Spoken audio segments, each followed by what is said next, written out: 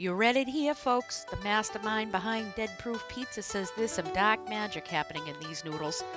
Well, we're talking about the longevity noodles I brought over for him so I could get him fed, you know? And honestly, this is my favorite time of the year, and I can't wait to show you how easy it is to make these longevity noodles.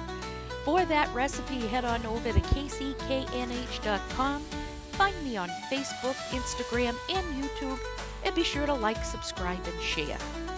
This time of year is Lunar New Year. At the end of January begins this fun festival filled with colors, welcoming a brand new year of getting together with family, friends, and remembering those that may have passed away, and the beautiful celebrations that are soon to follow.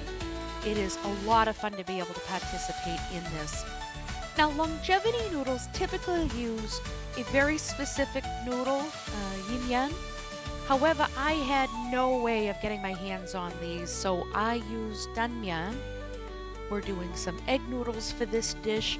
It's very important that we remember longevity noodles require being uncut. While I've got my wok heating up, I've got a pan of water that's going to get ready to boil up these noodles. These cook up fast, guys. They're fresh noodles from the local Asian market. And something to bring up for you guys is that you're never going to avoid MSG. Even if you don't use MSG like we do, you're still going to get MSG in mushrooms and in most of the noodles that are on the market today.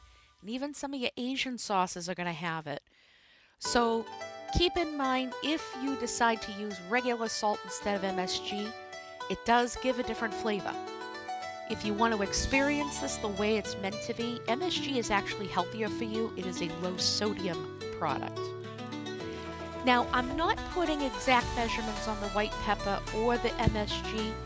Honestly, you got to use your palate for this. Take it to the extent that you enjoy it. We're using hot heat here with a neutral oil in the wok. And I want to get some good color into those mushrooms. And at this point, I already have the noodles going. Cook to package instructions, but do it about 1 to 2 minutes less than what it might say, because eventually they're going to hit the wok, and we can finish cooking that there. So right away, you can see we're starting to see some sweating of these mushrooms, which is perfect. I can already see some color changes that are happening in here, and we're just going to keep our eyes out for this. We don't want it to cook too much on one side and not the other. So again, your palate comes to play with this dish. Very important to know, put a little bit at a time of your white pepper and MSG. We move the mushrooms off to the side. We got a little bit more neutral oil, and now we're hitting it with our veggies and our garlic.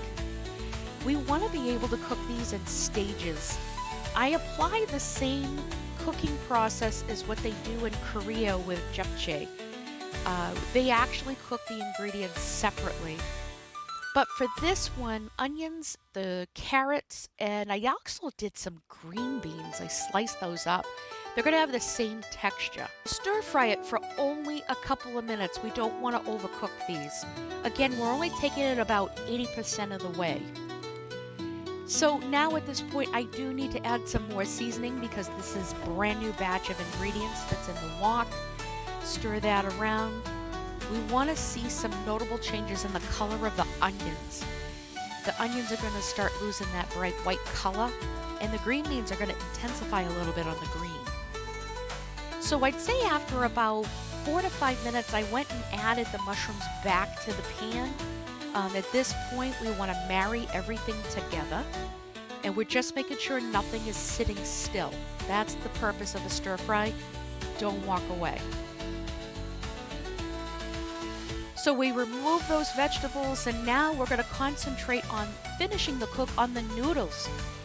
Now they should be well drained, and don't be afraid to put a little bit of neutral oil into the pan. We want to now start bringing those nice toasty notes that a wok will bring to noodles. You're going to smell it cooking in front of you. That's how you know you're working on your wok hay. After adding the vegetables and tossing that in, we're now going to get prepared to put our sauces in, to which I've already got that set up in a little plastic to-go container here. So we're going to get all of the sauce into the pan. And we want to get this well coated, guys.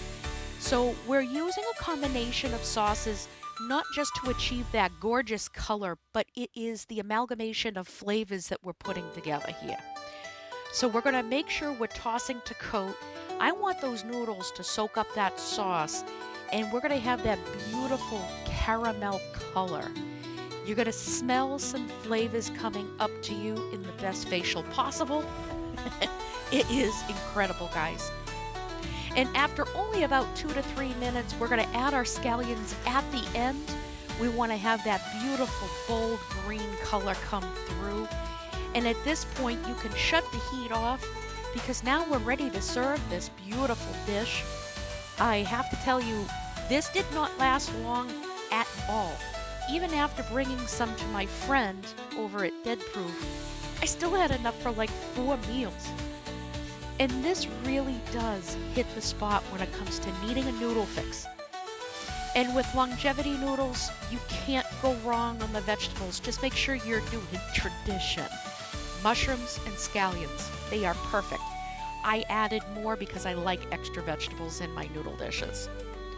So we're going to take a look at what this looks like with a still photo. Look at the colors, guys. You can't frickin' go wrong with this. And into a plate, we've garnished it with some toasted sesame oil and some sesame seeds to finish it off. And I can't wait for you guys to try this. So let me know in the comments that you have. And of course, if you need any help, you know where to find me, guys. All right. Thanks for coming. Bye-bye.